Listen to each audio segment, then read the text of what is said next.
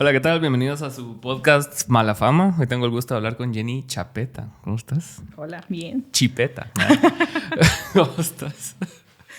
Bien, estoy bien. ¿Qué Ya tal estoy todo? bien. ¿Qué tal todo esta semana? Sí, va.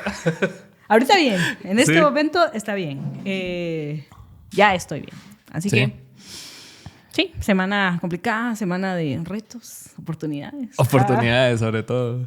¿Cómo se vive una cuestión como esa? O sea, porque para los que no sepan que estamos hablando, pues vamos a hablar del elefante en el cuarto.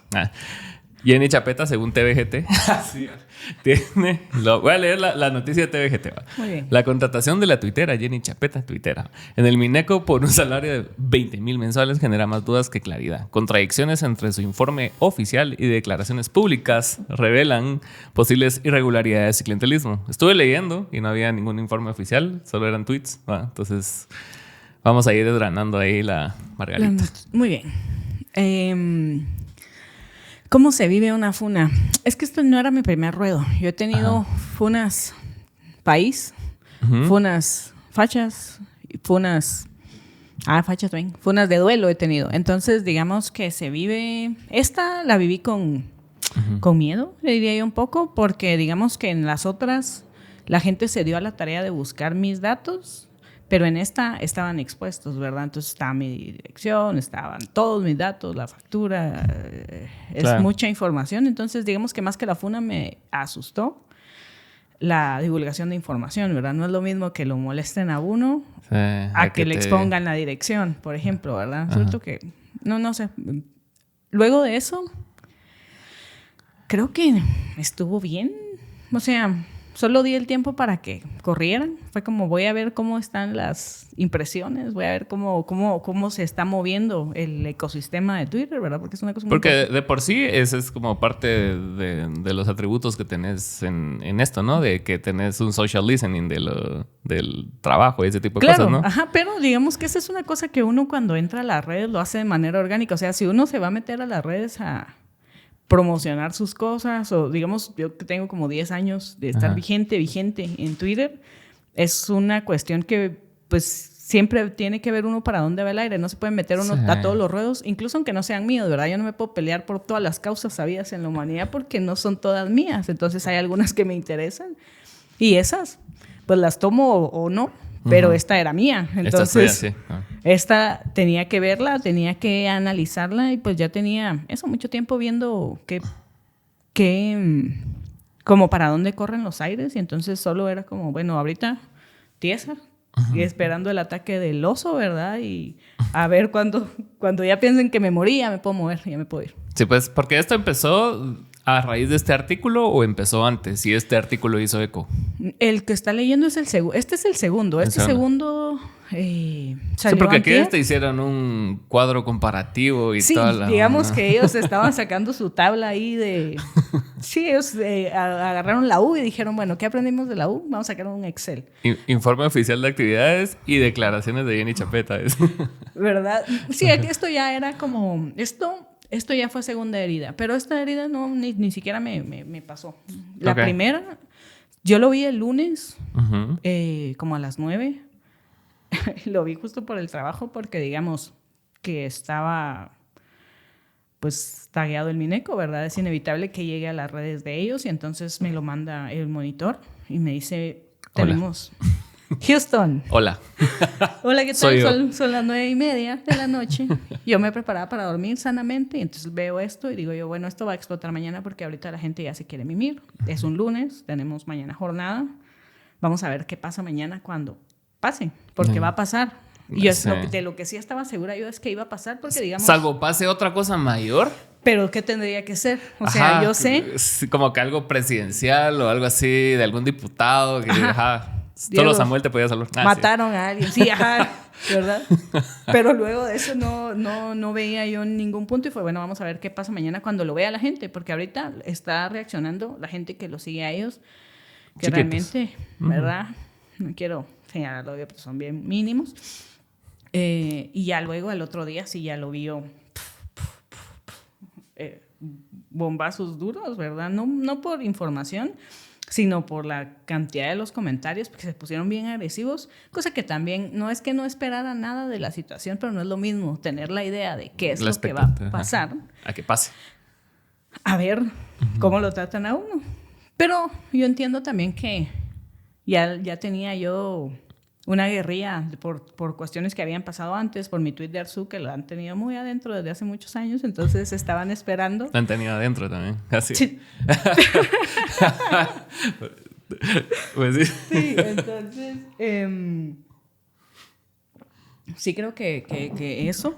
Entonces dije, yo voy a tomarme un tiempo para ver qué está pasando. No puedo responder porque me voy a poner a responder a lo loco y ahorita Y es dar visceral, fuego. sí, visceral. Entonces dije yo, no puedo, no corresponde a eso y además que no me están arrastrando solo a mí, sino están arrastrando a la institución para que trabajo eso. Ya es muchísimas cosas más a las que yo no me quiero meter, mejor. Se van a apaciguar las aguas necesariamente porque Twitter es una red muy efímera, más que las otras, ¿verdad? Las publicaciones pasan demasiado rápido. Uh-huh. Y ya el otro día, ya con paz, ya habiendo pensado y meditado, pues ya di yo mi declaración oficial, que son como 11 tweets más. Porque también eso, ¿verdad? O sea, siento que se hizo muy grande porque la Mara estaba poniendo como... Yo vi comentarios de... Así es, la reina del Twitter. Algo así puso el fucking Santis. Y yo... puso Santis. Y entonces yo estaba pensando, está bueno el reconocimiento, pero está complicado. Y ya, y creo que después de eso, ya no, o sea, el ruido se minimizó muchísimo, para empezar porque había pasado un día, sí, porque así es. Era, digamos que yo lo sentía demasiado, no sé cómo decirle, relativo. Es que no veo yo un problema necesario o específico para haber dicho, miren, voy a salir a dar declaraciones. No lo amerita, siento yo. O sea, yo no sé si a usted le han preguntado o es algo que le cuestionen a usted en dónde trabaja. No, cuando uno conoce a la Mara, sí. O sea, después de cierto tiempo de ser cuates y no trabajan en el mismo trabajo, es como, mira, ¿qué haces? O sea, yo tengo Mara de conocer de hace 5 o 10 años que nunca he pensado dónde trabaja esta gente. Porque realmente a mí, ¿para qué me sirve? ¿Verdad? Sí. Ahí.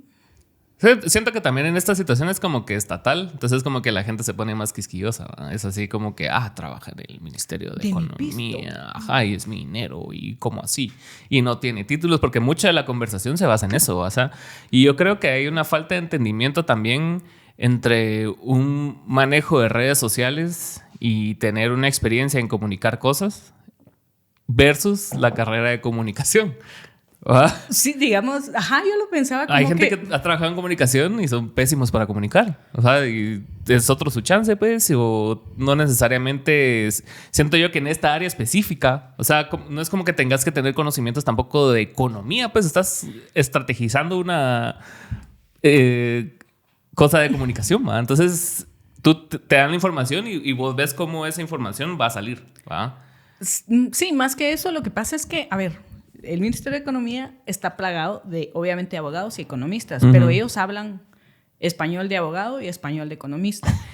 Ese no es el español de la gente. Sí, el español de la gente lo conozco yo, claro, porque digamos que mi registro es amplio y yo creo que ese fue el sentir específico de cuando me hablan, porque igual, o sea, comunicación está acostumbrada a comunicar desde la perspectiva del economista, desde la perspectiva de las leyes, pero digamos que creo que eso es un poco que yo sentiría, o sea, a nivel de instituciones, que es algo que debiera cambiarse, transformarse, porque siempre están hablando ahí los que conocen eso, pero ellos le hablan a la gente que ya conoce y los que no sabemos somos el resto, que es lo mismo que le pasa, digamos, a Bernardo, al gobierno, que es como ellos ya conocen lo que están haciendo, lo que pasa es que no lo trasladan de manera adecuada y nosotros como pueblo, digamos, seguimos sin saber. Entonces, creo que la estrategia estaba bien en ese sentido, que es algo que yo conozco y que podía aportar, que puedo aportar, pero sí son ondas completamente diferentes, porque, digamos, la transformación de la información requiere un montón de más pensar en cuál es la expectativa del peatón, de la peatonización del lenguaje, que necesito que un economista me explique. Te va a explicar un economista, te va a sacar igual. O sea, es lo que ya sé, ya está ahí y no lo entiendo. O sea, ¿verdad? No sé. Sí, pasa con los divulgadores también de información, que usualmente tienen que bajar el ritmo y el tipo de lenguaje a la hora de comunicarlo, porque no es lo mismo explicar el bolsón de Higgins a un científico que a alguien que ve YouTube media hora al día, ¿va? Entonces lo tenés que entender en 5 minutos, ¿va? Y vos tenés que entender en 5 minutos qué es ese tema específico, ¿va? Y en economía también, porque también vi como que seres despreciables del Twitter como Rulo Bono y demás, que es así como que se burlan de que jaja, y Hayek está en su tumba. Primero, Hayek es un imbécil, man, ¿va? Empezando por ahí. Y después como que las referencias no están claras a la hora de funar. Y como que solo se agarran de cosas así... De lo visceral, digamos, de lo mediático, sí. de lo que van entendiendo. Sí, yo ahí sí pensé, cuando vi a estas figuras que extrañas de Twitter o de las redes sociales, que dice uno, esto ya solo es por tus likes. Sí. Si no hablas de mí, no te llegan mis likes. O sea, es como... Tienes que hablar del tema candente, ¿va? Entonces va a salir Rulo Bono, va a salir Alexa Porti, van a salir todos estos. Sí, la caja de resonancia de este lado, ¿verdad? Sí, claro. La polarización. Y uno lo espera, digamos. A mí me habría hecho daño real, siento yo, si hubiese salido la caja de resonancia del Twitter general, del gente porque inevitablemente hay gente que uno tiene en la mira de, esta persona la respeto, esta persona la admiro. Si esas personas me funan, porque uno sabe que igual que existe la polarización de aquí, existe de este otro lado. Claro. Si este lado me pisa, ya me pisé porque van a ser todos. Como ese meme de donde hay una mano así... Y al final lo que están es poniéndose de acuerdo para pisarlo a uno, ¿verdad? Entonces ese era como... El diagrama de Venn, sí. Claro. Ajá, de derecha recalcitrante, izquierda dura, yo. Sí. Y favor. Tú adentro, los dos. No, pero sí... O sea, sí tiene que ver mucho uno de dónde viene la funa también para medirla, pues, como vos estás diciendo. Yo siento que sí es bien importante como también de dónde viste la noticia, si la viste en un medio como TVGT y ves los titulares y ves el tipo de comunicación que están utilizando, es para hacerte ver como lo peor que hay, ¿va? O sea, con palabras más, palabras menos o más o menos educado.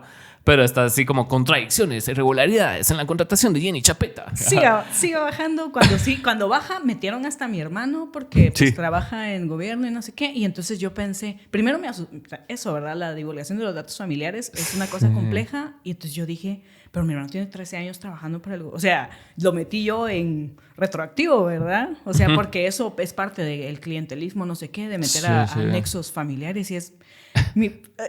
Ojalá mi hermano hubiera jalado hace 13 años, ¿verdad? Sí. Pero eso no, o sea, digamos que no es compatible con las políticas de gobierno. Yo no podría trabajar con mi hermana en el mismo ministerio, por ejemplo. No es parte de las políticas del gobierno actual. Claro. Entiendo que se ha dado, pero no es una cuestión que uno... Imagínese qué pasa con dos Chapeta. Va a ser un poco evidente, ¿verdad? Sí. Ese era buen momento para llamarme González, ¿va? Porque me habrían... Hay un chingo ahí González, estaba, ¿verdad? Sí. ¿Quién será? Será ella, no será ella, ¿verdad? Pero estaría complicado y no sé, o sea, tiene que ver un montón con eso, con que eso significa que se metieron a buscar mi nombre deep down, ¿verdad? Y salió obviamente mi hermano porque tampoco existe mucha gente aquí que se llame como yo. Sí, claro. Entonces sí... Raro. Aparte también tienen como que sus herramientas, ¿verdad? También tienen gente ahí en el RENAP y gente... Sí, la mara que tiene su tiempito de no trabajar, como yo. Todos tenemos espacios muertos en el trabajo y lo sabemos. Así pajas de que todos están así. Usted no estaba en un call center. Horas. Usted. Estaba en call center. ¿Y en call center tenía espacio? Sí. Habían veces que no había, ¿cómo se llama? Auroin. Que había Auroin. Que había Auroin, perdón. Ajá. Sí, pues, pero... Digamos, bueno, eso o tal vez no estuve en uno tan malo, ¿ah? Sí, puede ser eso, porque yo sí no recuerdo. O sea, digamos, estando en el área de llamadas, sí es otro rollo en donde no hay, es como yo entro y ya se me fue todo mi día en llamadas y salgo y es como, hubiera querido decirle hola a ese man. Sí, 8 horas de mi vida de nuevo. ¿Va? Sí, yo me acuerdo que cuando estuve en call center duré 2 años y medio en el área así de tomar llamadas, en el call center, así porque ahora llaman call center a cualquier servicio tercerizado y no es así. La cosa es de que trabajé ahí 2 años y medio, de los cuales tomé llamadas como 1 año. Y no era tan demandante, sino que sí tenía sus picos, pero también tenía sus mesetas, ¿verdad? Ah, ok. Entonces era bastante tranquilo. Ah, ok. Bueno, pero no, hay lugares en los que sí no hay áreas muertas. O sea, sobre todo ahorita con eso, con la... Ahorita el high season. Sí, el peak season. No, pero pues, o sea, depende de las cuentas, depende de las cosas, pero sí creo que esa demanda... nos vamos a poner a hablar de los call centers. Sí. No, nos vamos a poner a hablar de los call centers.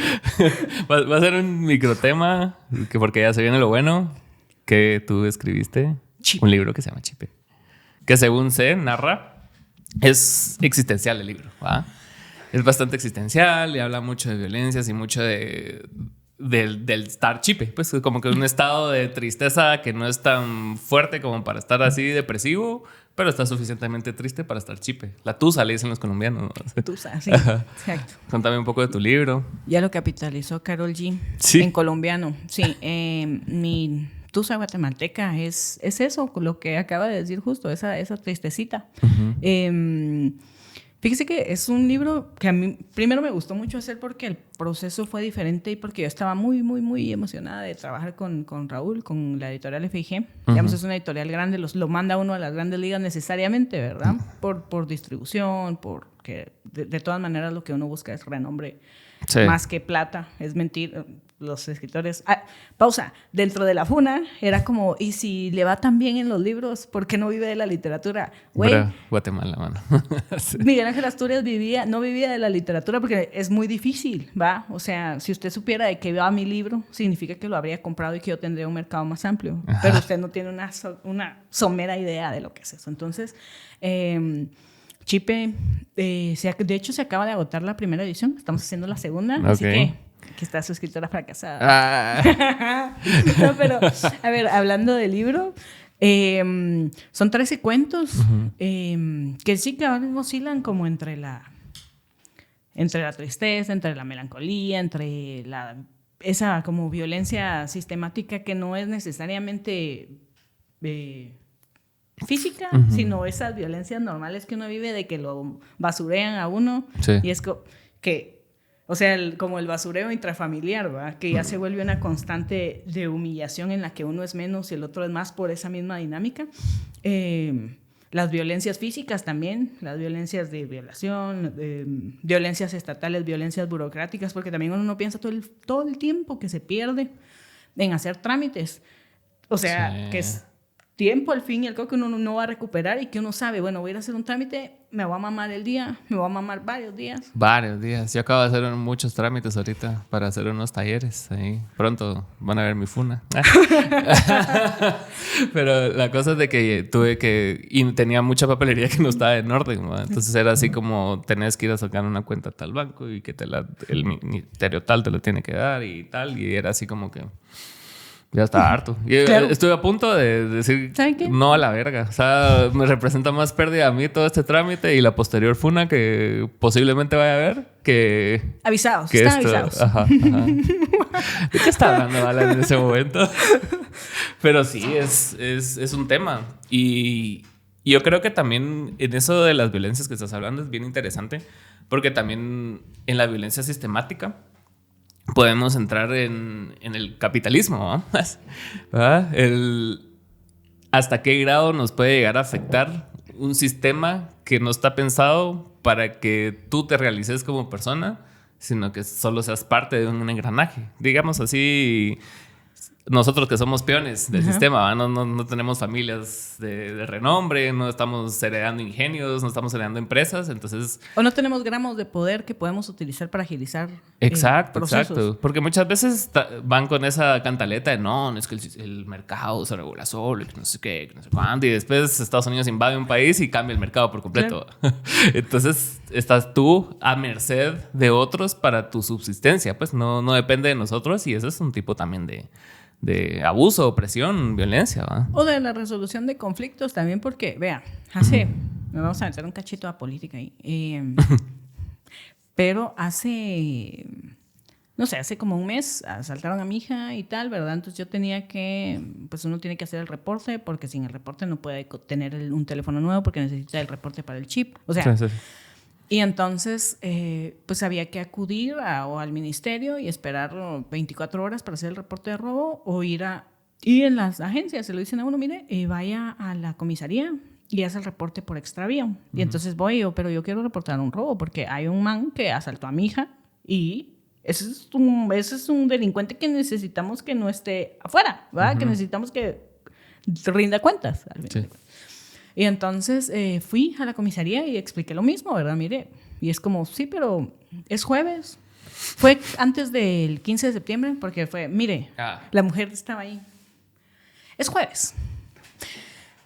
Mañana, pues es viernes, pero es viernes, ¿verdad? El proceso se tarda 24 horas, pero el lunes es asueto. Entonces la mara se va a ir el viernes a mediodía y esto tarda 24 horas. Así que es como es esta hora ahorita y como el lunes no trabajan, van a ver su reporte más o menos el martes, más o menos el miércoles. Entonces yo le recomiendo, para evitarse todos los pasos que tendrían que hacer ellos, ¿verdad? Yo le recomiendo haga el extravío.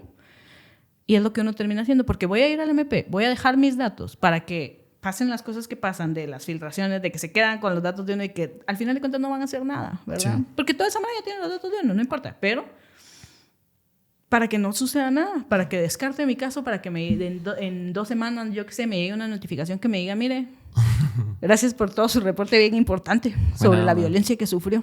En ese país se acaba de dar vuelta a la página y usted... pues ahí está su documento si quiere, sí. Pero no vamos a hacer nada porque no la pela, ¿va? Tenemos muchos casos. Ajá, de otras cosas que tampoco vamos a resolver, como el suyo, pero tenemos otros casos más atrás, ¿verdad? Entonces, todas esas cuestiones, imagínese pasar por ese proceso engorroso también. O sea, ¿cuánto tiempo voy a perder yo y no voy a estar comunicada con mi hija? Que al final lo que yo necesito es saber dónde está, que esa es la razón por la que tiene un teléfono, ¿va? Sí, claro. Entre otras cosas para ella, pero para mí es el contacto. Entonces...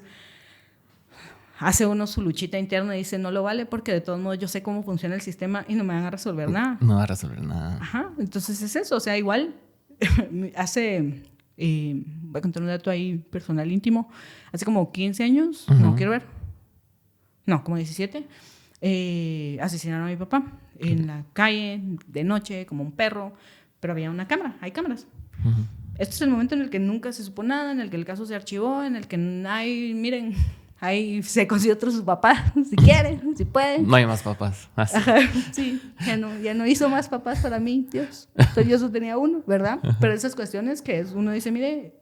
¿Y si me hago la cámara, Neil? Y si, porque es en carro y hay otro carro, ahí podría estar la flaca, ahí podría estar ese man. Es por mi casa, tal vez lo conozco, no sé, ¿verdad? ¿Por qué no investigan esa cámara? ¿Va? Sí. Con algo, si no lo hacen con algo vil, con algo tan grande como un asesinato... Vea en coyuntura ahorita las cuestiones de la señora Roque, las cuestiones sí. ¿va? Y que son delitos menores. El señor que atropelló ahí 1000 veces al chavito. Que se le trabaron los pies, pobrecito. Para adelante y para atrás. Para adelante. y la mano, la palanca. Sí, claro, así un montón de movimientos musculares bien reactivos. Sí. Ajá. ¿Verdad? Y uno dice, ok, sí, a eso así trata la justicia. ¿Cómo me va a tratar a mí? Entonces, sintetizando, así funcionan las violencias burocráticas para nosotros. Claro. ¿Verdad? Sí, la verdad sí. Y al final está la sensación de que estamos solos, ¿no? O sea, claro, para resolver las cosas y es así como que ves los linchamientos y tienen toda la razón del mundo porque nadie está resolviendo nada. Y cuérenlo. O gente reparando sus propias carreteras. Claro. Que pasan así mucho en los pueblos y en el resto del país, en los departamentos. Sí, que todo es nos vamos a organizar porque nadie se va a organizar por nosotros. Sí. Aunque para eso les estamos pagando. Es una anarquía. Con muchos colaboradores, porque al final el pueblo es firme y el pueblo dice, qué pisados, no trabaja el otro, trabajo yo. Pero eso significa que los demás se vuelven huevones. Le estás quitando la responsabilidad a otros. Claro. Sí. Yo creo que también parte de una ignorancia de tampoco saber cómo o qué exigir. ¿Va? Como que solo votamos y ya, ahí está. Voy a seguir trabajando en mi vida. Una cara, sí. Y no sabes exactamente qué pedirle a un concejal, a un alcalde, a tal y a tal. O la existencia de esas figuras, ¿verdad? Ajá. Porque o sea, en general es como, ok, existen concejales, ¿qué hacen por mi área? Ajá. O sea, ni siquiera ese conocimiento estructural, ¿verdad? Entonces también es pedir demasiado a alguien que lo que necesita es comer en su día a día, Sí. moverse. Sí. Hay una historia que me llamó mucho la atención y quiero ver si la editorial en algún momento te puso algún pero o algo así. Me imagino que no, porque está en el libro. Pero la historia de Lucía y de un suicidio adolescente. Y creo que es un tema incómodo para editoriales juveniles, como abordarlo, ¿no? No te pusieron así como algún pero, te dijeron, mira, esta parte. Mire, ese libro lo hice en el 2017, se llama El año en que Lucía dejó de soñar. ¿Puedo mencionar nombres aquí? Sí, no importa. Claro. Va, lo hice con Editorial Santillana y ese fue, digamos, desde que yo... En Santillana teníamos talleres de escritura en donde se juntaban pues todos los autores que iban a trabajar esa edición, sus respectivos libros, y dábamos ideas como para ir en una misma línea editorial, ¿verdad? Entonces yo llevaba mi idea de, yo quiero hablar de qué pasa con los chavitos que se quieren morir, porque para los chavitos felices que hablen ellos, ¿verdad? Existen muchas gamas y yo sé, a un tema que a mí me compete, que yo sé que lo puedo desarrollar es la tristeza y los chavitos tristes. Yo como chavito triste, conozco a los chavitos tristes y necesitamos esas ondas. Entonces al inicio, por supuesto que existió resistencia porque en el año en que Lucía dejó de soñar es una chavita que tiene su barranco emocional bien denso y que no tiene herramientas para solventarlo. Entonces, ¿qué pasa con alguien que está triste y solo va para abajo, pero son chavitos? O sea, el gran problema con los chavitos es que piensan, para empezar, tienen el auditorio imaginario en el que ellos son el centro del universo, y si no están recibiendo el apoyo de ninguna parte, esas ondas inevitablemente con mucha frecuencia llevan a las ideas suicidas, porque hay muchísimo chavito triste, muchísimo chavito queriendo morirse, porque es natural para uno como adulto, para uno como chavito, que como todos los problemas están magnificados. Entonces sí, al inicio fue como... Y luego fue no, porque tengo un fundamento, porque para empezar necesitamos hablar de eso. O sea, que yo no lo hable no va a hacer que los chavitos se dejen de matar, que los chavitos se dejen de querer morir y que no pidan ayuda. Entonces hay que hablarlo. Hay que hablar en ese libro. Lucía se intoxica con pastillas de su abuela, se va de pinta y chupa un montón de ondas que era como, podemos poner esto porque para algunos colegios evangélicos están dentro de nuestra red, hay colegios católicos que están en nuestra red. ¿Cómo lo van a tomar los papás? Lo van a tomar como una alerta de que es algo que le puede pasar a su hijo, porque sus hijos no son perfectos, son humanos. Sí, y entonces lo mostramos. Y yo me mantuve en esa línea, y luego de eso fue como, tiene razón. Y yo tengo razón, no hay razón por la que yo hablaría si no tuviera yo la razón. ¿Por qué crees que hay como una resistencia en este tipo de personas en no querer ver los problemas que existen? Como hay un constante no querer ver las cosas. Así como que, no, hombre, mucha, Guatemala es lindísima. Mira Guatemala, mucha, mira los volcanes, qué lindo. Y sí, es cierto. Pero hay un montón de problemáticas que no tiene de malo tocarlas, y no va a hablar negativamente del país, ¿verdad? O sea, o de la población en general. O sea, que hables del suicidio, que hables de la depresión, que hables de enfermedades mentales. No quiere decir nada malo, pues. O sea, existen, están ahí, y es mejor si lo hablamos para poder tratarlo, ¿no? Lo que pasa es que yo siento que particularmente es un pueblo muy hipócrita. Porque, y siempre nos lo dicen, ay, tan amables. Nosotros sabemos que somos unos hijos de puta, ¿verdad?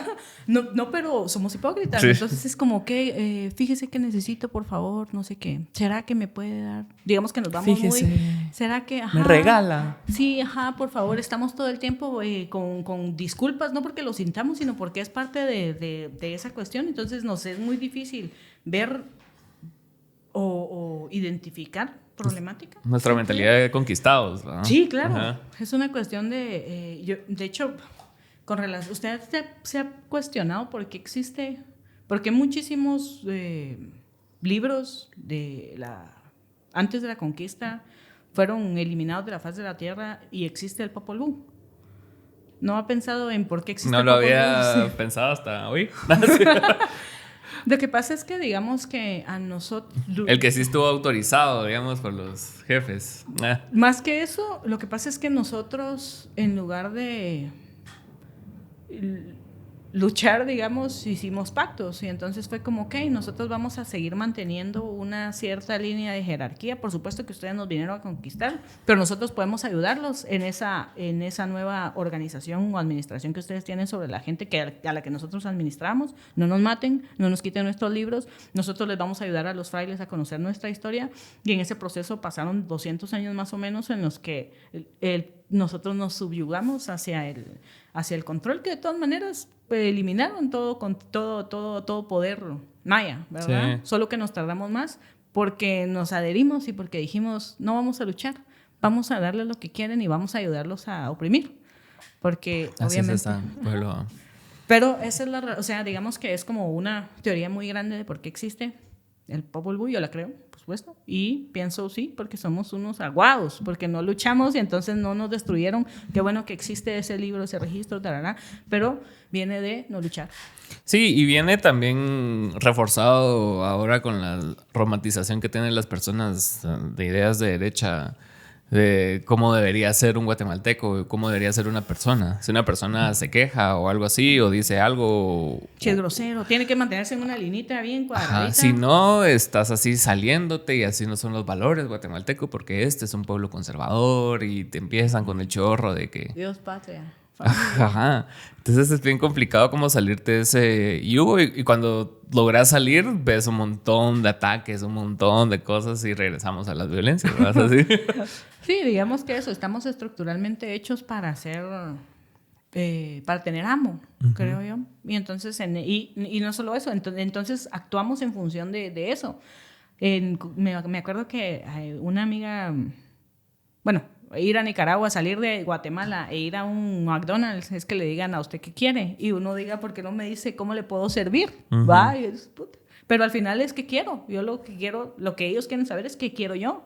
No me lo están adornando, pero nosotros como necesitamos enseñarle que nosotros somos sus servidores a la mara. Siempre lo pienso en función de los servicios de Mac y tal, porque están más ahí. Pero eso, ¿verdad? Es como viene la mara de afuera y es como... usan un montón de palabras. Hay un montón de mara a la que le gusta porque, claro, a quien no le gusta sentirse servido. Sí. Pero, o sea, en 200 años, para nosotros ya es como el... Sí, a mí no me choca mucho cuando voy hacia México y me hablan así directo y de hecho lo aprecio más. Que aquí estar hablando así me da frijolitos y huevitos y todo con penita y me regala y así como, yo, mano, ¿sabes? No lo compraba. Así. O sea, lo va a pagar, va. No te están regalando ni verga, ¿verdad? Y ni aunque te lo estén regalando, pues es como que mucha de la cultura que tenemos acá es eso también. O sea, cuando alguien te regala algo, vos no puedes decir nada del regalo porque sos un mal agradecido. ¿Ah? Fíjese que cuando yo tenía como 6 años... A propósito de eso. ¿Sí? Vamos a contar una cuestión aquí. Sí, yo tenía como 6 años y entonces me dieron para mi cumpleaños. Llega una tía y me regala una muñeca, pero una muñeca bien culera. Y entonces yo tenía 6 años y... Honestamente dijiste tú. Y honestamente opinión. Dije yo... No, entonces me puse a llorar porque estaba muy fea, ¿verdad? Y entonces la tía era como, no, para empezar, la está haciendo sentir mal. Y yo, pues que me regalé algo más bonito, ¿va? Porque el cumpleaños era mío, a quien tenían que hacer sentir bien era a mí. Y entonces, pero luego, así, o sea, todavía me lo recuerdan, ¿verdad? Como, ¿te acuerdas cuando te hiciste el feo?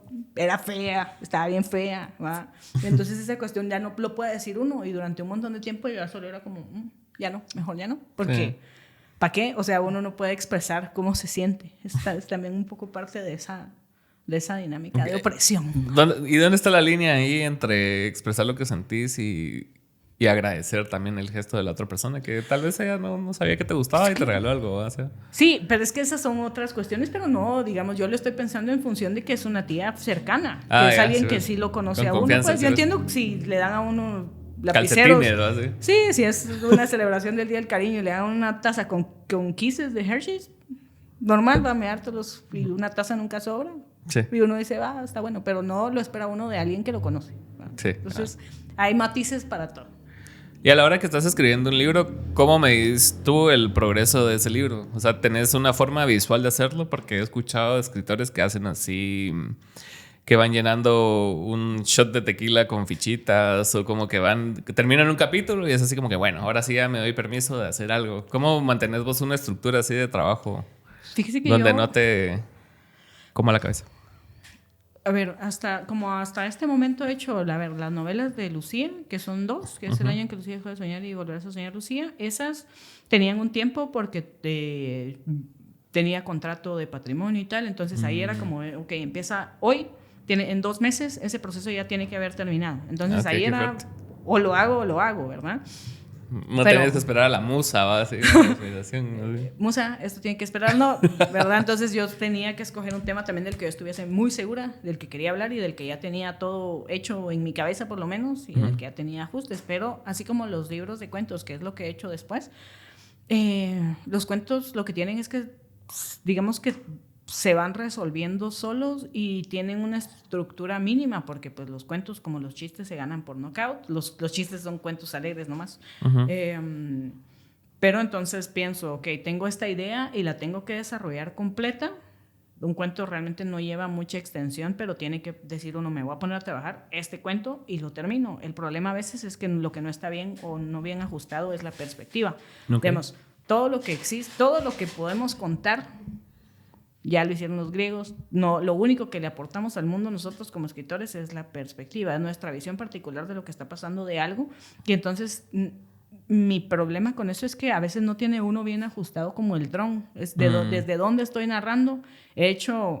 Por eso es que no he podido avanzar en novelas, porque tengo 3 novelas, con una llegué como a 90 páginas y de repente yo sentía que lo estaba viendo desde el ángulo incorrecto, como verlo aquí ahorita, digamos, que no lo veo completo, y es, si no lo estoy, claro, no lo estoy viendo bien, si a mí no me convence la perspectiva, y yo soy la que lo está haciendo, que, no, o sea, necesito primero como nivelarme o como hacer el...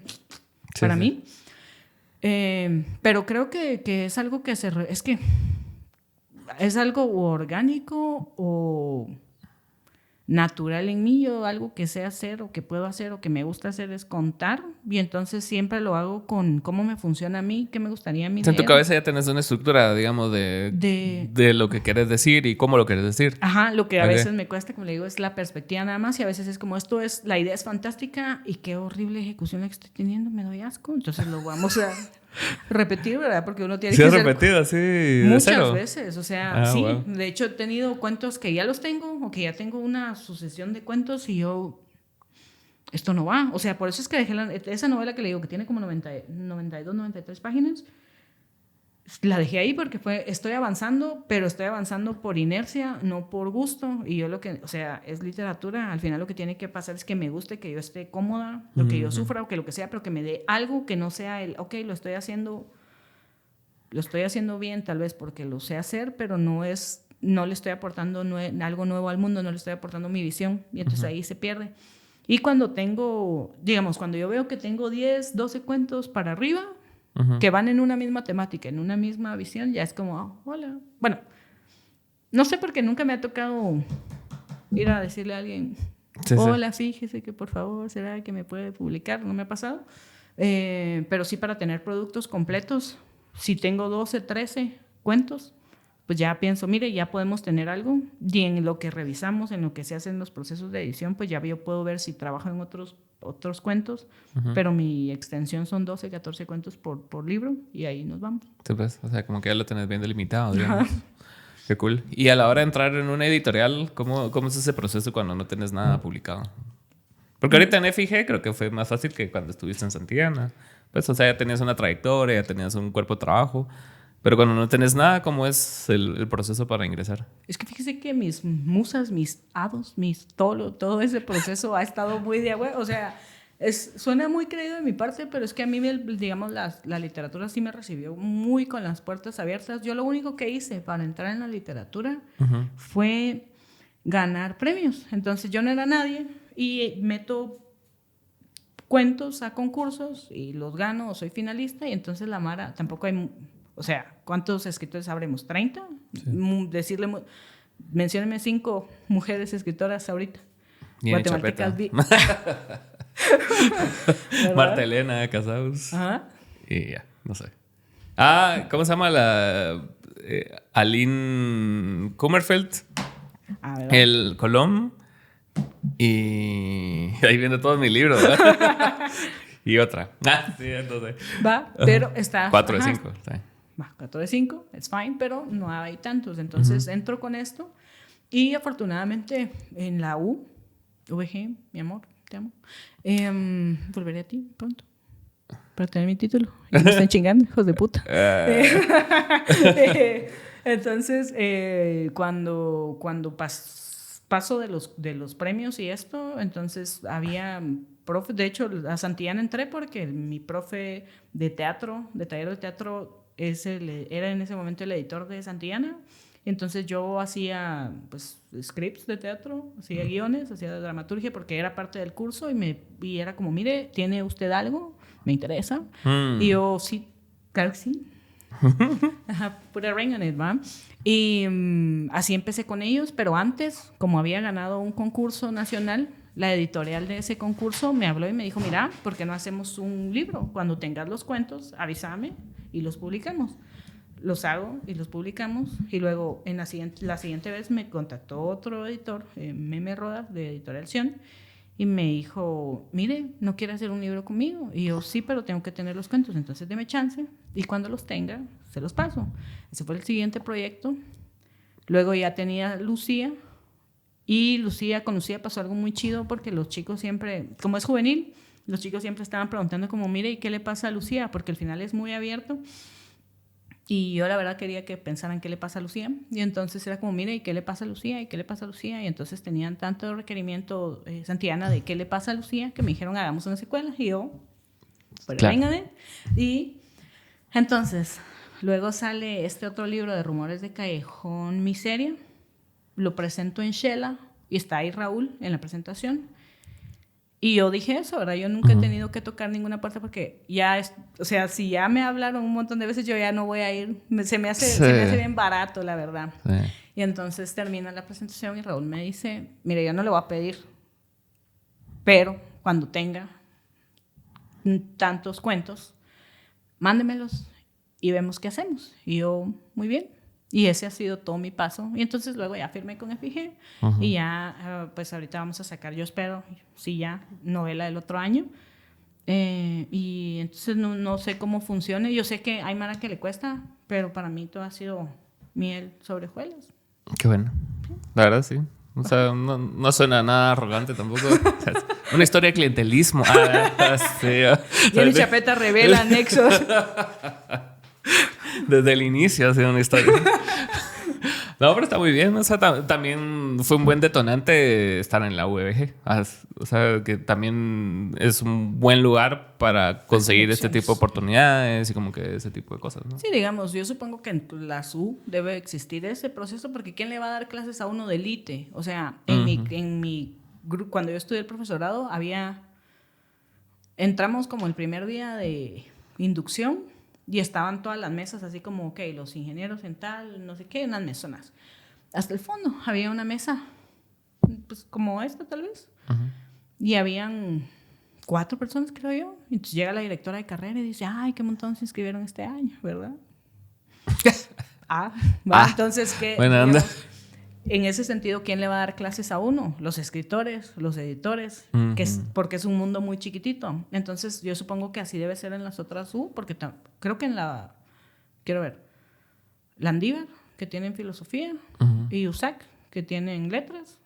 Entonces, supongo que así debe moverse el mundo literario por eso mismo. ¿Cómo es el mundo literario guatemalteco actual? Chido. ¿Sí está vivo? Está vivísimo. O sea, digamos, yo lo veía... Yo entré a la U porque quería saber, pero cuando entré al LITE Guatemalteca, yo sí estaba segura de que la U de que la literatura habían sido momentos y no un movimiento, no un ecosistema. Porque pues, o sea, ¿qué conocía yo? Pepe Mía, Virgilio Reyes Macal, Miguel Ángel Asturias, y para contar. La quinta, Rebeca Lane. esa escritora. Él es la poeta más importante que tiene el país porque ha hecho, o sea, el poeta más importante que tiene el país es Ricardo Arjona, porque todo el mundo se sabe sus letras y se maman como quieran. O Bad Bunny. Ah, sí, sabes. Puertorriqueño, mencióneme un poeta puertorriqueño. Bad Bunny. ¿Verdad? Daddy Yankee. Wisin y Yandel. Los ídolos míos. ¿Va? Y entonces ahí lo vi, porque eso, en su quinta, en la quinta, o la primera que yo pondría es a Denise Funchal, porque ella me dio justo Lite Guatemalteca, es un monstruo de la letra C. Y entonces yo veía cómo estaban las señoronas de la Lite, que tienen todas 12 años más que yo, más o menos, 10, 12, pero para arriba. Y de mí para abajo, primero no encontraba yo nada. Y no las veía ni en el mapa ni nada así. Entonces, y de igual manera los manes eran más de la generación de Denise, porque habían empezado antes. Martín Díaz Valdés, Gorirón, Winston González, que son mis coetáneos, digamos, pero ellos habían empezado 10 años antes y luego, nada. Pero ahora, de hecho, hay como grupos o colectivos de literatura. Hay unas, nosotras las letras, Resisters, literatas que dan lata, que esas son un poco más grandes. Resisters las escuchamos. Ajá, entonces digamos que esos grupos, escritoras guatemaltecas, que también ellas tienen una página y todo, esta mara se reúne, hacen cosas, son un montón de poetas, y entonces están haciendo cosas. En el Chiri había noches de poesía también, ¿no? ¿Te acuerdas? Ajá. Entonces digamos que sí siento que es algo que va avanzando. Cuando uno inicia en la Lite, como que por cuestiones de concisión se da más uno a la poesía. Yo creo que la mara en general uno empieza el camino de la escritura siendo poeta porque se ve más posible, ¿va? Más que hacer un cuento, que es una estructura diferente, que necesariamente requiere del inicio, nudo, desenlace. La poesía es solo vas. Cualquier cosa, o sea, cualquier cosa que sienta, que me haga sentir, que me haga creer o no. Y entonces creo que eso es el camino. Porque las chicas están haciendo poesía en este momento, son veinteañeras, algunas pues un poco más grandes, pero están ahí y son un montón, pues son un chingo, o sea, son 20 tal vez. Okay. Entonces dice uno, estas personas, ¿qué va a pasar en los siguientes años con la Lite? O sea, están haciendo sus blogs, están haciendo sus publicaciones y todo. La gente más grande sigue haciendo sus cosas. Denise sacó Polvo, estaba ahorita de gira en México, pues tenía una feria en México. Cool. O sea, digamos que la mara está haciendo cosas y lo veo, o sea, yo sé que no es un indicador específico la Filgua porque tiene más que ver con el entretenimiento y con ir a comprar ondas, que la gente lea, pero de todas maneras que la gente prefiera irse a comprar un libro, aunque sea por el mame, ¿qué me importa? Vayan. A mí me da mucha risa porque ayer estábamos hablando de eso con Byron en el Comic Con, que no importa si es Filgua, anime con Comic Con, siempre va a estar Harry Potter, ¿no? Claro. No es cómic, no es anime, pero necesitan que la gente llegue. Claro. Harry Potter y Star Wars. Y es así, bueno, este va a ser el ancla del evento y ya todo lo demás, pues, por añadidura. Porque este año que estuve más presente en Filgua, me gustó mucho como hablar con las personas que escriben así cuentos y tienen sus propias editoriales. Encontré unas chavas que son como gemelas que tienen cuentos para niños y de eso se trata todo su stand y su editorial, prácticamente de cuentos que ellas hacen. No sé cómo se llama, no me acuerdo, pero las entrevisté. Y así hasta había personas que vendían el Corán, ¿no? No sé si los viste. Sí, las cositas. Y también los que tienen las frasecitas de motivación perfumadas, que es un estanzote de como de cristal, una onda así. Ah, sí. Que era así como de meditación también. Muy ¿no? ecléctico, sí. Entonces había mucho de todo y creo que sí le suma al movimiento literario, pues, porque traen speakers de afuera, escritores de afuera y que son personas bastante interesantes y grandes, pues, o sea, como que sí sirven como ancla para los de aquí tener un evento así de grande, ¿no? Sí, sobre todo que yo fui el día que estaba Walter Rizzo, o sea, y estaba tan socado porque, o sea, Walter Rizzo, ¿qué es esto? Superación personal. ¿Qué pensaste de la superación personal? Ahorita vamos a hablar de eso. Lo que pasa es que, digamos, pero es que yo fui y tenían unas pantallas afuera porque cabía tanta mara que quería verlo que tuvieron que abrir como la parte en donde solo saliera el proyectado porque la necesidad de ver a alguien que la Mara ubica, que les ha ayudado, yo qué sé, pues era grande y estaba ese día socadísimo de Mara porque habían otros eventos, había literatura infantil y no me acuerdo quién estaba y habían como, y uno dice, ok, está bueno, por ahí. Y con la literatura de superación personal, es que mire,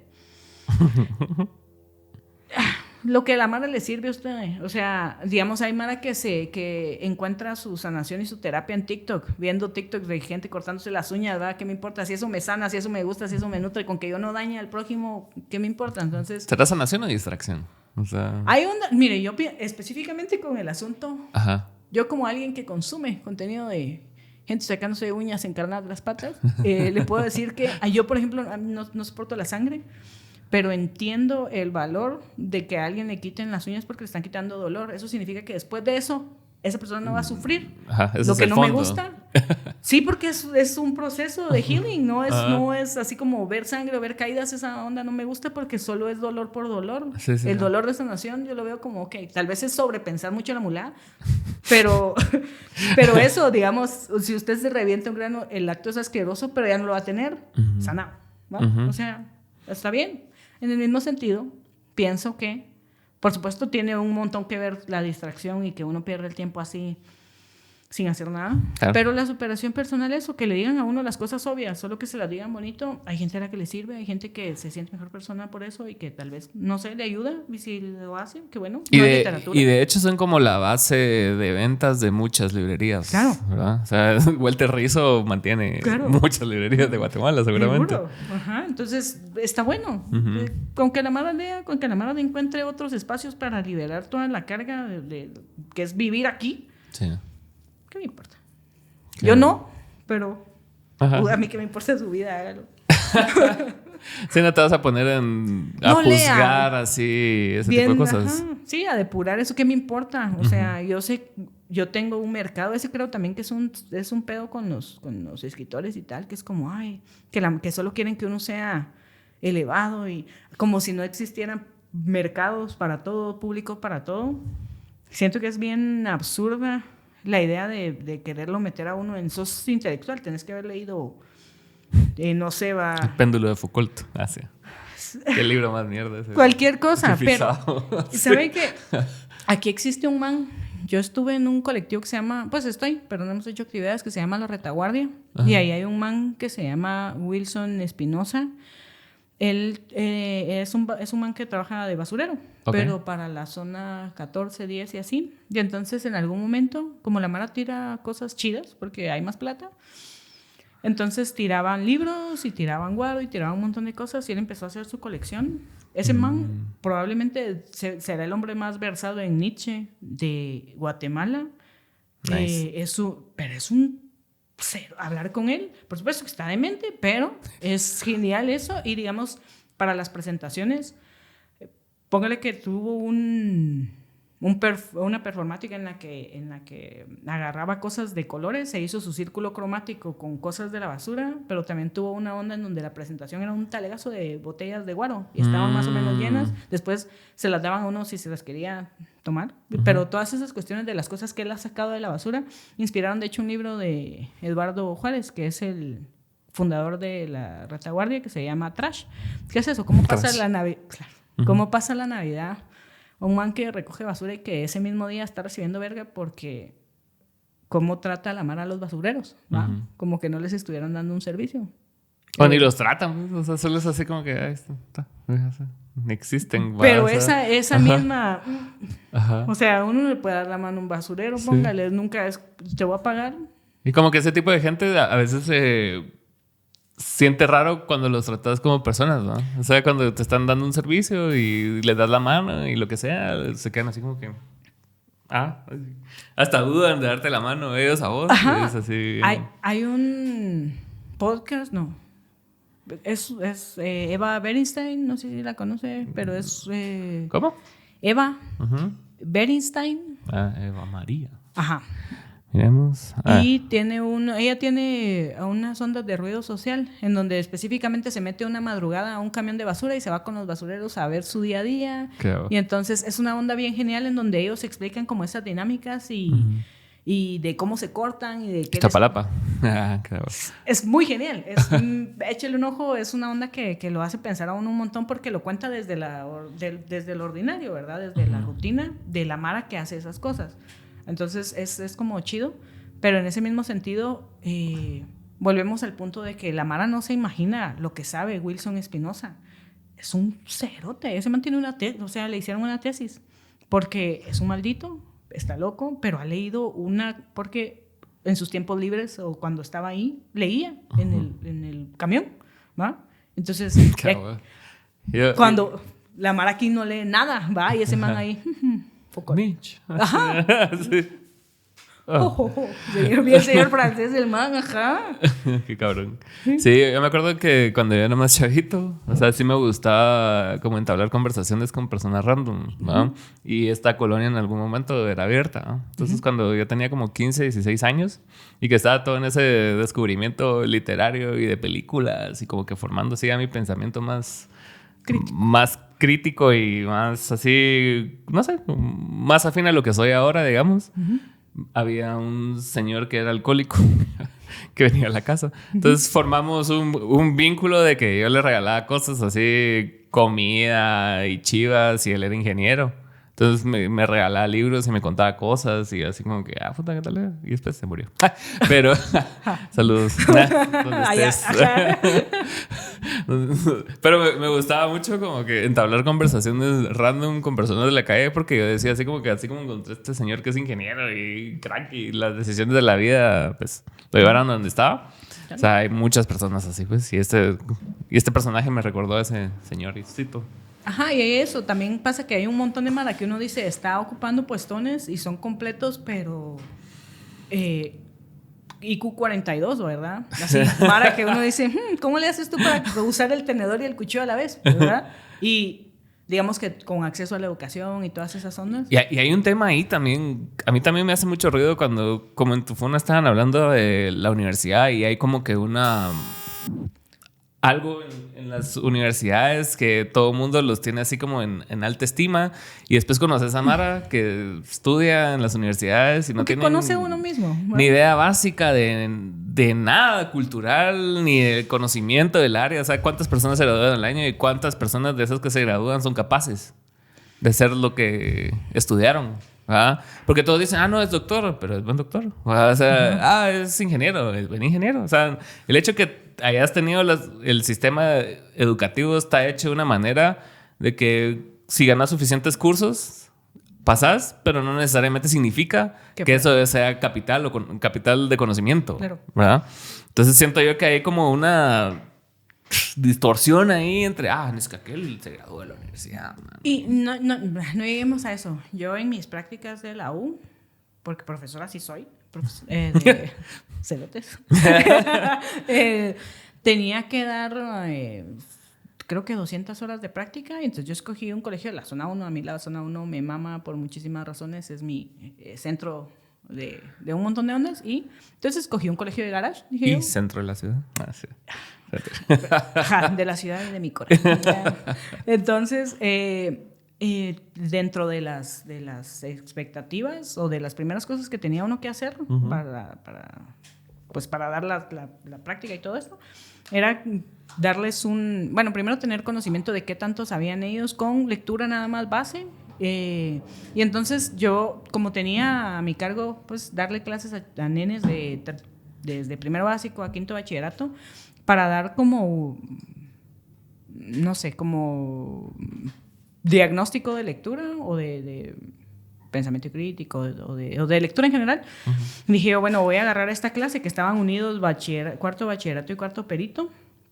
Y entonces dije yo, bueno, para dar diagnóstico de lectura voy a sacar las primeras 2 páginas de... Vine a Comala porque me dijeron que aquí vivía un tal, pero va. Entonces voy y se las paso, ¿verdad? Les imprimo las hojitas y se las paso y es como que solo quiero que me lea esto. Eran, 8 o 9 niños, no me acuerdo ya, pero 8 o 9. Ninguno me pudo leer así de corrido porque no estaban acostumbrados ni a la lectura ni luego a las pruebas. Era una cosa bien deficiente.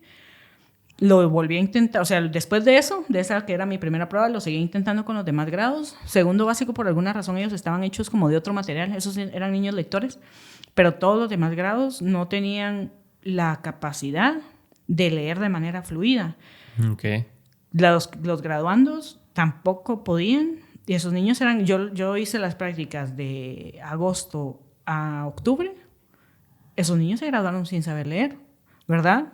Entonces, ¿a dónde está llevando el sistema educativo al país para que un chavito no te pueda agarrar una hoja y leerla de corrido, ¿verdad? Es una onda complicada porque así pasa igual después, o sea, no necesita, es exactamente lo mismo en la U, no necesita usted más que hacer sus tareas y que le pongan un aprobado, no promedio, no nada, porque también es un número, es muy relativo. Sí, claro. Pero sí es muy complejo, digamos, en el país a muchos niveles de estructura es muy complejo de observar, porque por eso somos, que el país 196 de 199 de IQ, alimentación, falta de educación, falta de estructura, Claro. Porque lo que necesita el país es mano de obra y así lo van a seguir dejando, ¿verdad? Sí. ¿Y tú crees que esto está hecho por diseño o simplemente es descuido? O sea, como mantener a las personas en su mayoría ignorantes para que igual se conformen con que les des láminas. O... Es que vea, yo lo creo que debe ser algo planeado, digo yo, porque es que no me pasa que en América, o sea, estamos nosotros y luego están países africanos que uno sabe la cantidad de conflictos y de otras ondas que traen, pero no puede ser. O sea, no pensaría uno que dentro de la estructura de lo que se intenta con América, nosotros estemos con los africanos en un montón de ondas de intelectuales. Es muy extraño, pero sí creo que, digamos, como los esfuerzos han sido... Póngale ahorita la batalla que tiene Giraca con Joviel, que la creo válida, que creo que los esfuerzos se hacen, pero el proceso o sea, para construir país no nos bastan 4 años. O sea, porque en esos 4 años los nenes de primero primaria van a llegar a quinto, los que lleguen. Si además de educación existen condiciones económicas, si se arreglan las carreteras, sí, un montón de cuestiones. Claro. Van a llegar a quinto primaria. Y después, ¿a quién vamos a votar después? Para que continúe o para que se sigan dando, o para que no aparezca otro Joviel. Sí, claro. Entonces el sistema va a producir otro Joviel, pues, o sea, claro, sí. Debe estar ahí. Sí. Ajá, y entonces, ¿qué va a pasar con eso mismo, con esa dinámica? Porque yo lo veo, o sea, lo veo ahora en el sentido del rescate de las escuelas, porque es algo pues bastante evidente, pero no nos dan las cuentas para que se terminen de formar. No, claro, ahorita todo lo que pueda construir o no Giraca en estos 4 años se puede ir a la borda en una decisión el inicio del siguiente periodo. Sí, claro. Ajá, es así como que, bueno, sí, seguimos Muchas negociando con Joviel. Gracias. Ajá, Joviel, sí, ministro de Educación, ¿verdad? ¿Qué podría pasar? Sí. Este país permite que esas cosas sucedan. Entonces, sí, claro. Sí creo que es eso, que como no existe tampoco un seguimiento de cada mara quiere hacer solo sus cosas y los otros probablemente vengan a votar lo que se hizo así, entonces lo veo muy difícil. Sí creo que debe ser sistemático y que como los esfuerzos son solo puntitos, solo son piquitos, no necesitamos estructura. No hay nada estructural de cambio y creo que el sistema no lo permite, no permite cambios estructurales, entonces siempre los de siempre van a tener su cuota de poder y ahí muere, pues, o sea, de poder en todo sentido, no solo económico, sino que educativo. Porque tenés que ir a un colegio privado, porque tenés que ir a una universidad privada, o sea, te obliga a tener así como doble gasto el sistema para que no... Y es algo bien disfuncional, pues. O sea, no es una elección. Porque yo hubiera preferido ir a la escuela que está aquí, pues. Claro. Caminando. La zona 1 lo podría hacer. En la zona 1 existe de igual manera el montón de colegios de garage de donde salen chicos que no saben leer. ¿va? Y así debe ser en un montón de... Yo no sé, nunca he participado de proyectos en escuelas, entonces no sé cómo estén. No tengo idea, ¿verdad? Pero ¿qué tal que tampoco? A mí me pasó cuando estaba buscando colegio para mi hijo cuando era más chiquito. Ahorita ya tiene 7 años y en ese entonces él tenía como 3 años. Estábamos buscando colegios y alguien nos recomendó un colegito ahí por Miraflores. Llegamos y cool, haces esa mara que... fui a Alemania, ¿va? Estoy en Alemania y me gustó la educación allá. Entonces vine a poner un colegio aquí parecido, ¿va? Era una casa, ¿no? Colegio de garage, como dices tú. Y al final, o sea, no tenía las condiciones necesarias. O sea, el nivel educativo nunca lo supe realmente, pues, porque solo fuimos ese día a conocer.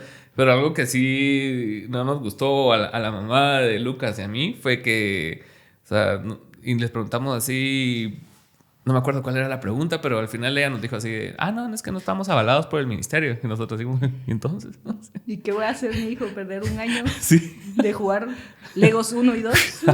¿No? Y los dos quedamos así como, bueno, muchas gracias. Sí. ¿Verdad? Sí. Amable. Qué lindo el colegio. Sí, están bonitos sus sillas. Se ven bien metodológicas. Es una guardería, pues. Es una guardería. Entonces... Sí, pero igual, o sea... Ni siquiera avalada, pues. O sea, no es nada, es una casa. Pero sí, te deja mucho que pensar, ¿no? O sea, ese tipo de colegitos que al final... ¿Qué están aprendiendo ahí? Si no están aprendiendo a leer, ¿no? O sea... Sí, o sea, ¿a qué van a pasar el tiempo? Sí, a que no estén en la casa porque los papás no los pueden cuidar en ese momento, o a dar la idea, porque igual, o sea, el precio, cuando uno ve los precios o lo que les pagan a los profes y tarará, y uno dice, esto es parte también de por qué estamos mal. Hay profes que se esfuerzan, por supuesto, hay mara que a la mía extra 1000, pero en general no. De entonces, siempre está Robin Williams en Dead Poets Society, ¿verdad? Sí. Sí, siempre hay un profe, o sea, siempre hay alguien que uno dice, me acuerdo de mi profe porque todos mis demás profes fueron pendejos, pero este profe era chido, sí. Y a él le gustaba ayudarnos a conocer, ¿o no? Y hay profes que ni te acuerdas, ¿no? Es así como que... Ajá, el 80% de mis profes no sabrían, me cambiaron mucho de colegio por pedidos, ¿verdad? Peditos. Por cositas. Qué risa. Inicialmente empezamos hablando de redes sociales. Ahora lo vamos a girar desde una luz más positiva. ¿Cómo ha servido en las redes sociales para tu trabajo como escritora? Totalmente. ¿Sí? Sí. El otro día yo vi un tweet suyo en donde puso que una funa solo funcionaba. Sí. Que quitaba los medios económicos o la popularidad en el sentido de los followers. Ajá. Y fui a ver ¿cuántos followers tengo? ¿Cuántos tenía? No me acuerdo, pero estaba más o menos, tal vez unos 30 más, o sea, 30, 40 más. Y dije, no fue funa. Quiero ver si tengo trabajo hoy. Sí tengo, ¿verdad? Pero antes de eso, mire, cuando yo entré a Twitter, cuando eso era monte, yo entré cuando ya estaba mara establecida ahí, cuando ya uno miraba nombres que todavía están, de lo que es Guatemala. Claro.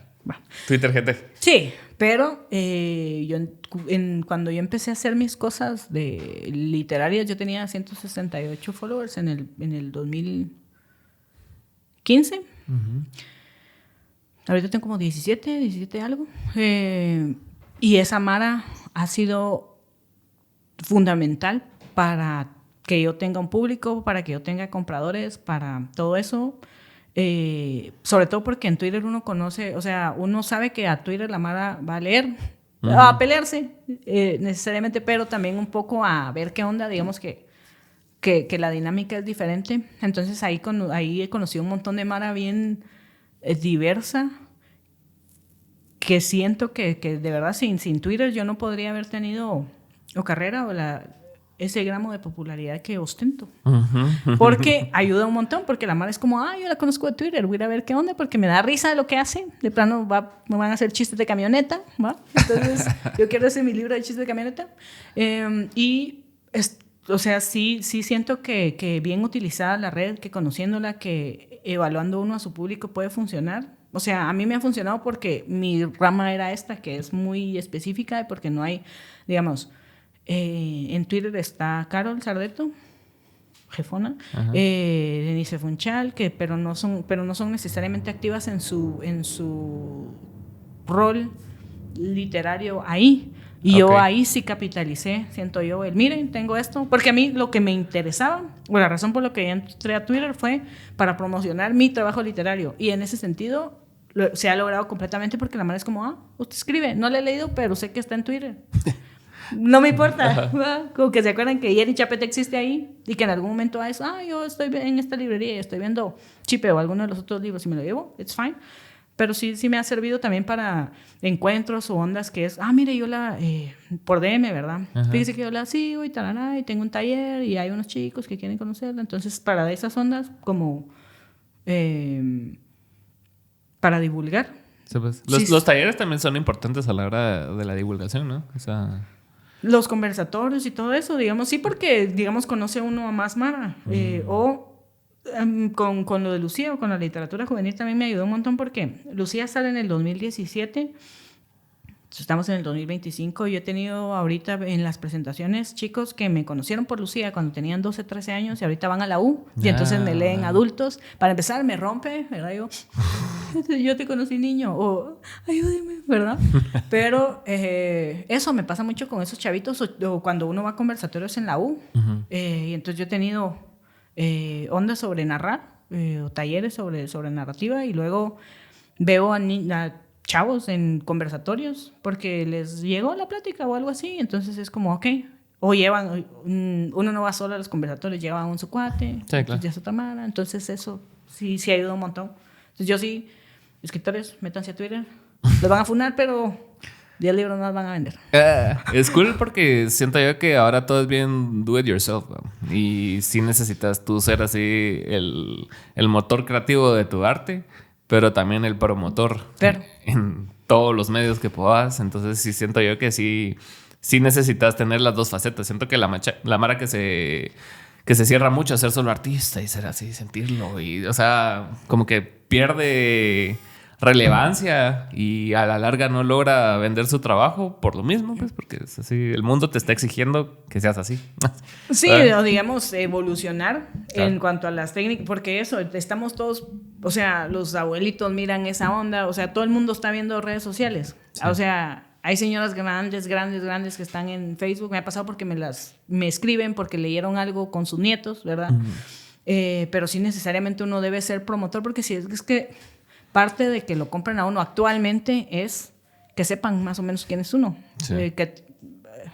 Conmigo es un poco complicado porque mi figura es un poco, ¿qué diría yo? Polémica. ¿Sientes cosas polémicas? Mi Twitter. Solo porque es como que... Es que cada vez que yo pienso... yo no lo pienso, yo solo lo escribo. Porque ¿qué me van a decir? O sea... Es mi red personal y yo ahí puedo poner cualquier cosa que se me ocurra porque para eso existe la libertad de expresión. Una vez yo puse algo así, es así como que te cae mal un tweet que yo pongo, ¿qué vas a hacer? Tuitear enojado. O sea, ¿qué va a pasar? No existe afortunadamente, un lineamiento que nos guía, solo no estamos haciendo la Biblia, esto no es parte de nuestra tesis, esto es algo que se me ocurrió. Yo tuiteo tortillas con queso con 200 likes. Porque la mala dice, qué rico tortillas con queso. Sí, va. Qué rico. Va por la pura convivencia, entonces está bueno, pero sí. Entonces ha sido un poco difícil porque hay mara que es como que dice también, yo nunca la leería porque es grosera en Twitter. Qué más mierda. Sí, y que es parte de lo que dice TVGT, es así como, no, dijo, chúpela y síguela chupando. Y lo ponen, o lo va a decir o no lo va a decir, ¿verdad? Porque sí, de hecho yo vi en ese análisis, volviendo un poco a eso, ¿verdad? Que decía, las publicaciones deben reflejar veracidad y no sé qué con la institución. En su Twitter personal habla con groserías, una cosa así, pero es que está así y es como, yo no tengo acceso a la red del Mineco para poner chúpenla desde el Mineco, ¿verdad? Cada que dice diseña estrategias de respuesta ante crisis, declaraciones de Jenny Chapeta, no mencionar haber participado en ninguna estrategia formal. Y aquí hay no soy comunicadora, soy escritora. Sí, es que hay, pero baje, continúe. Es que la de abajo, esa en donde dice que yo en mis redes me expreso vulgarmente o algo así. Eso. Y es que tiene que ver con mi contrato, men. O sea. Sí, nada. O sea, aquí está. Lenguaje y ética profesional. El uso de expresiones como que la chupen, que la sigan chupando, citando a Diego Armando, emitidas desde un perfil vinculado a un contratista del Estado, compromete el profesionalismo y tono institucional exigido. Oiga. ¿Qué pasa ahí? Así. ¿Qué pasó ahí con la profesionalidad? El otro día estaba viendo que tenías una entrevista con estas chicas de Ruda. Ah, sí. Y me gustó mucho la entrevista. Y que estaban hablando ahí de feminismo y temas de importancia y relevancia. Aquí vino recientemente la Ale Campoy. Okay. Y vino a hablar así acerca del patriarcado y ese tipo de cosas que a estas alturas creo yo que deberíamos saber que existen, ¿no? Pero hay un ala de la población que se resiste a... como si fuera un tema de creencia. Eso me parece bien interesante. No sé cómo lo ves tú. Pero también cuando hablas de temas así como patriarcado, como feminismo, el mismo genocidio, o sea, se vuelve un tema de creencia. Y es un tema de... Ahí están los datos, ¿va? Ahí están para que vos los interpretes y todo. Pero aún con los datos en mano, hubo alguien que vino y le hizo así, ¿cómo se llama? Stitch al TikTok de la Ale. Y empezó a sacar datos de violencia y de muertes. Y así como a los hombres también nos matan. Ajá. Y si bien puede aparecer en los datos de que, pues, o sea, tal vez estén equiparados, pues, porque mucha gente se muere en Guatemala, pues, ¿verdad? Pero no estás desgranando el porqué de las muertes. Claro. ¿Va? Solo estás viendo, se murieron 20. Ajá. ¿Cuál patriarcado? Entonces, ustedes nosotros con el machismo, ustedes al feminismo y al final la historia termina en paz. Tremendo escritor, Ricardo Arjona. Entonces me llamó mucho la atención porque muchas personas, y el otro día lo hablaba con una amiga también, y no es de ser aliado, mano, o sea, no es de ser aliado, así yo me considero aliado del feminismo y nada así, porque para mí eso también es paja, ¿va? Pero es de entender, reconocer también que no es lo mismo que te maten porque te asalten o por crimen o por lo que sea, que estés siempre vas a estar expuesto a ese tipo de cosas, a que te mate tu pareja, a que te maten por ser mujer, no simplemente porque sea una cuestión de que la asalté, sino que hay como crímenes de odio y tipo de cosas así bien fuertes, ¿no? Y habían hasta chavas opinando acerca de que no, que en Guatemala como muchos hombres se van a trabajar, muchas familias son matriarcales. Pero yo siento que estás dejando de lado muchas cosas sistemáticas que sí funcionan desde el patriarcado. ¿Tú qué pensás, Jenny Chapeta? Yo creo que es un tema complicado, por eso justo porque uno pensaría que ya esto ya fue expuesto y que ya fue hasta que habla con las mamás, ¿va? Sí. Hasta que la mamá de uno le dice... La mía no, pero en general las mamás es como, no, usted está en la casa y si tiene marido lo tiene que atender porque para eso se casó. Y mi marido se casó para atenderme a mí, ¿verdad? O sea, la tendría que ser de 2 días porque es un matrimonio, talarán. Pero sí creo, mientras estaba hablando, estaba buscando porque justo tengo un cuento de violencia sexual, de patriarcado puro. Solo le voy a leer un pedacito para que continuemos en esta parte, yo que lo encuentre. Hasta las cosas suaves se sentían como piedras estando con él. Pensó que ojalá ya se le hubiera pasado el enojo. Cuando se enfadaba, la cogía con rudeza, casi como si la golpeara. Se sacudió las ideas y pensó en sus calzones nuevos y en que eso lo suavizaría un poco. Ella lo conocía bien, además no era para tanto. Ella podía tener amigos y eso no significaba nada, aunque a él le pareciera que cada persona con la que hablara era una acogida segura. Luego van al hotel y no sé qué. Pero voy a esto.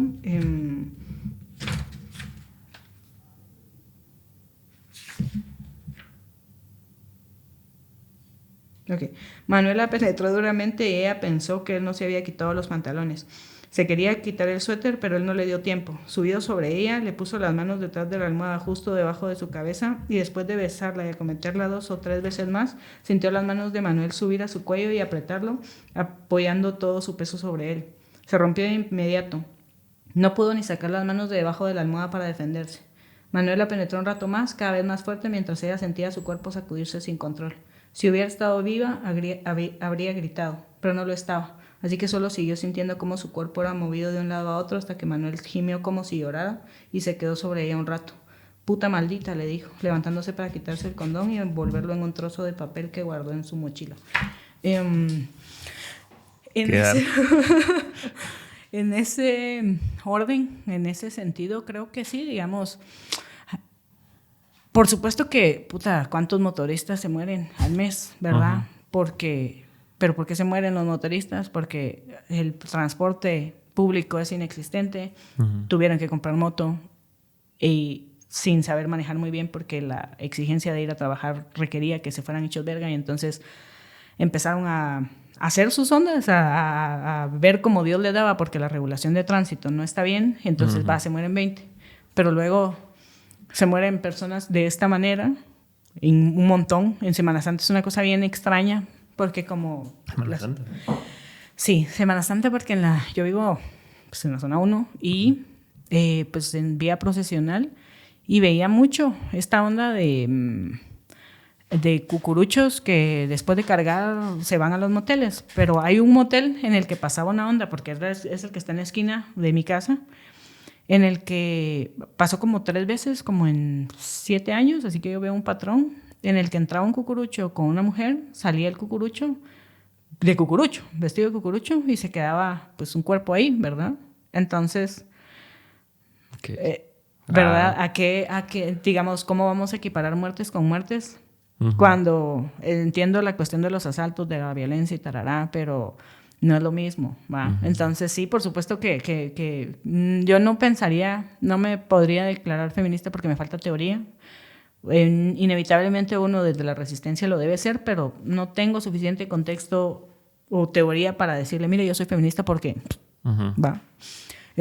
Pero sí creo que, digamos, son ondas que uno debiera aceptar y entender que existe un montón de, vamos a volver a las violencias, a la onda de cómo se trata a los cuerpos. A mí me dijeron puta 1000 veces por esta funa y yo, ¿qué tiene que ver? Basta, bueno, entiendo la corrupción, el tema de la corrupción, entiendo el tema del título, pero puta, ¿por qué? ¿Dónde está mi paga? ¿Va? Entonces todas esas cuestiones que también son violencia que la ejerce la mara, pero al ya sí. es extraño y sí es parte también de nuestro contexto. Seguimos siendo súper patriarcales, seguimos siendo... Y siempre viene los insultos, ponerte, o sea, si tú fueras hombre y hubieras tenido esa plaza con las mismas características, te hubieran dicho, hueco. Como claro, desde el sexo, sí, desde la sexualidad. Desde la sexualidad y desde ese tipo de sí, cosas. Sí, este putito, tarana, ¿verdad? Entonces, sí, o sea, no estás exento, si seas hombre o mujer, del patriarcado, de la homofobia y del todo, pues, o sea. De que se sexualice, de que solo se reduzca a la sexualidad lo que uno es, sí, ¿no? Aunque desde donde sea. ¿Va? Porque es como juega fútbol, es marimacho. Juega fútbol y es chica, es marimacho. Le llega, no sé, ¿qué les llega a los manes para que sean huecos? O sea, ¿en qué contexto lo podríamos? Le gusta el arte, ¿va? Es sensible, es hueco. ¿Va? Entonces, todas esas cuestiones sí se manejan desde siempre. No, es como muy rara la dinámica. Y como verlo como algo menos, siempre. O sea... porque es la humillación de, pura mujer, pura tarara. Malditos. Ya lo volví a odiar. Ya reviví la funa. ¿Y tú en algún momento peleaste de más joven por ser así como tomada en serio o algo así? ¿O siempre fuiste como que bien relax en ese asunto? Es que yo sé que el público lector realmente es bien poco, aunque sí he tenido como... Yo siento en el mismo sentido que no le tengo que pedir o que no me tengo que justificar porque yo soy ya. O sea, ¿qué me hace escritora? Escribir. Pero sí me pasaba al inicio que era como, no, porque escribe puras muladas en Twitter, debe ser pues una estúpida en la vida real, ¿no? Y entonces al inicio era como, no, porque solo tiene un libro y se lo publicó una editorial chiquita, eso no es escribir. Y luego me publicó una editorial grandota, sí, pero es de chavitos, eso no es escribir. Ok, me publicaron otro libro, eso sigue siendo de chavitos, sigue siendo no.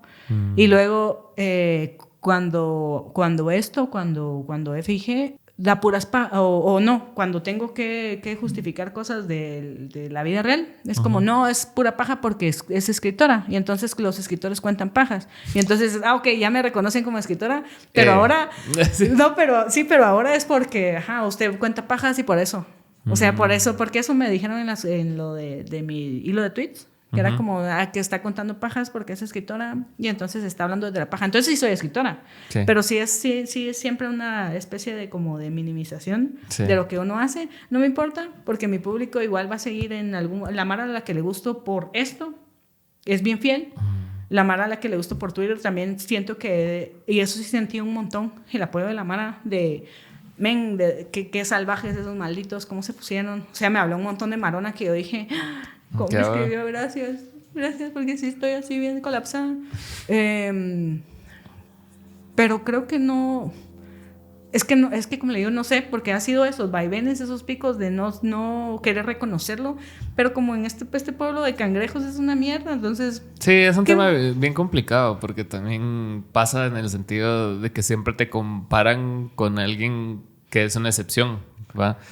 Por ejemplo, o sea, si sos músico, ¿por qué no sos Arjona? ¿Va? Si sos creador de contenido, ¿por qué no sos MrBeast? Y es así como que se van a la verga en la comparación siempre.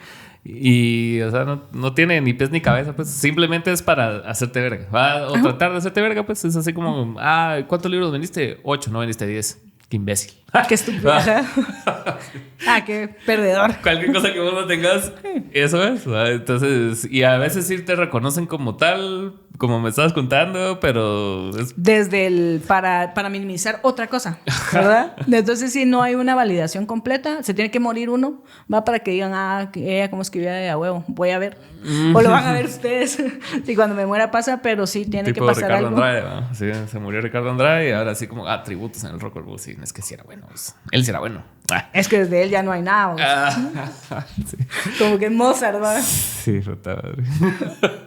Pero sí es bien interesante. Y qué bueno que te apuntaste a venir, pues, la verdad. Dije yo, aquí está mi cara. Hola. Sí, porque en el momento de Filba sí tenías como un montón de entrevistas y un montón de cosas que suceden alrededor del evento, ¿no? O sea, sí. Que sí estás bien activo como en tu rol de escritora. Ajá, es que digamos que esa es mi prioridad por eso mismo, porque mi idea es trascender. O sea, lo que yo quiero en esta vida es trascender. Es un poco no humilde de mi parte, pero yo pienso que tengo un nombre bien particular, bien único. Si usted va a Google, a cualquier parte, y busca Jenny Chapeta, le aparezco yo, porque solo yo existo con ese nombre, Jenny Ivana Chapeta, y entonces debo hacer algo con ese nombre. Entonces, en ese sentido, todos mis esfuerzos reales van dirigidos a esto. Por supuesto que Twitter es una chingadera y me gusta mucho, pero eso es un personaje. O sea, que me ha permitido hacer un montón de ondas. Y es chido, o sea, dije yo, voy a venir con mala fama después de esta mala fama. ¿Qué tanta mala fama más voy a tener? ¿Qué tanto puede esperar? Mala fama al cuadrado, ¿verdad? Pero creo que es parte de, o sea, no creo que vaya a ser, no es mi primera funa, no creo que sea la última. Ya veremos qué onda. Sí, yo creo que sería más preocupante cuando no hayan funas y si pasan cosas y vos digas así como ya no sos relevante. Ajá. O que la cague de verdad, ¿va? Porque también es una cuestión de estar uno... que chingue. Sí. No, pero también ser uno congruente con las ondas que uno es. O sea, póngale que de repente me va a ver ahí de camisita blanca como ahorita, pero que aquí vamos, ¿va? Sí. Que aquí sea con la gorrita de Arzu. Sí. ¿Cómo me dejaría eso? Entonces... Pero mientras yo sienta que me mantengo congruente... Mientras entren maletas de dinero... Sí. Escóndala. Es que también... Hablando del contexto de vamos, así como que así un par de maletas, así... así debía haber entrado. De efectivo. ¿Sí? Ahí sí, yo digo que la funa también vale verga, pues, porque son millonarios. Sí, solo hago esto con mi teléfono y adiós redes sociales, ya tengo plata. Gracias, sí, ya logré lo que quería realmente. Moneticé por otro lado. No, pero sí es... Eso de las funas, siento yo, porque ahora creo que el término se usa para todo, ¿verdad? Cualquier persona que no esté de acuerdo con vos me funó. No, brother. O sea, todos no están de acuerdo con vos. O sea, dijiste una estupidez y aceptalo y ya. Ajá, no pasa nada. O tuviste un mal momento. O sea, imagínate cuánta cantidad de tweets hacemos diarios hablando mierda. Y en algún momento vas a decir algo que no tenés que decir y después es así como... Bueno. O a alguien no le gusta, ¿va? Y entonces es como, lo funé. No solo dijiste no me gusta a mí, ¿va? A otra mara. A mí me da mucha risa. Hace poco, no sé quién tuiteó algo. alguien conocido, creo que con este tema de Andrea Villagrán. Y alguien le tuiteó algo en contra y el tweet en contra tenía como 2 likes. ¿Verdad? Y alguien abajo le puso, hoy sí le hiciste verga, bro. Así, no, ni lo leyó. O sea. O lo leyó y dijo, como siempre, ¿va? Baja. Sí, no creo que... Las funas son como esto. Esto fue una funa. Sí. Ya salí, espero yo. Sí. Hasta que vean mis maletas de dinero de Vamos ahí. No tengo maletas de dinero de Vamos. Es broma. Después van a decir, confesó en el podcast. Más de mala fama que está sus vínculos con el partido Vamos. Sí, eso sería muy chistoso, la verdad. Pero sí, es interesante como el fenómeno tuitero político, porque no escapamos de la política en Guatemala. Claro. Pues, o sea, creo que es el Twitter que más se mueve, es el político. Sí, de hecho es el único que se mueve, porque digamos que en TikTok está súper polarizado hacia la mara que pone, los anti-vaxxers se volvieron detractores de gobierno full, de tonterías que uno dice... Sí. Pero Twitter siempre ha sido muy político. La mara ahí se mete a pelear política por alguna razón. O sea, uno encuentra perfiles de gente bien capaz y conoce a un montón de mara que uno dice, qué buenas cosas las que están haciendo, tal. O viceversa, ¿verdad? Encuentra uno todo ese... cagadero. El bagazo. Los fans de Charlie Kirk, ¿verdad? Sí. O la extrema derecha de aquí, ¿verdad? Que es una cosa muy extraña porque no hay... Una ideología, sí, o una ideología clara, solo es odiamos a los que quieren que exista salud para todos, ¿verdad? Ajá. Pero no sé, es muy raro, pero Twitter es eminentemente político. Si usted se mete a Twitter, sepa que se va a ir a dar vergazos con alguien político. La derecha aquí es una mezcla entre fans de Milei, Agustín Laje, de Trump, cualquiera. O sea, de cualquiera que medio les dé la razón en algo que ellos creen, ahí es. Y maten homosexuales. Ajá. Sí, cabal. No, sí. Derecha pura. Dios, patria y libertad. Sí. Familia. Y Charlie Kirk solo se murió por decir lo que pensaba y así, bro. No. hay muchas cosas, amigo. Sí. Pero sí. Qué bueno que viniste. ¿Cómo te seguimos en redes sociales? Jenny Chapeta. ¿Estás en todos lados? Como así. Y salvo en Instagram que aparezco como Ivana Chapeta porque ahí... sí, así. Estoy así porque mi primer libro, El año en que Lucía dejó de soñar, así aparecía mi nombre, Ivana Chapeta. Intenté ver cómo funcionaba mejor mi nombre y como mi público, los chavitos están en Instagram, ellos llegan buscando a Ivana Chapeta, que encuentren a Ivana Chapeta. Entonces sí tengo sesgado mi público, pero a Instagram llevan mis lectores juveniles. Entonces, Ivana Chapeta en Instagram, Jenny Chapeta en todo lo demás. Gracias por venir, gracias por ver y sigan viendo Mala Fama, ¿no?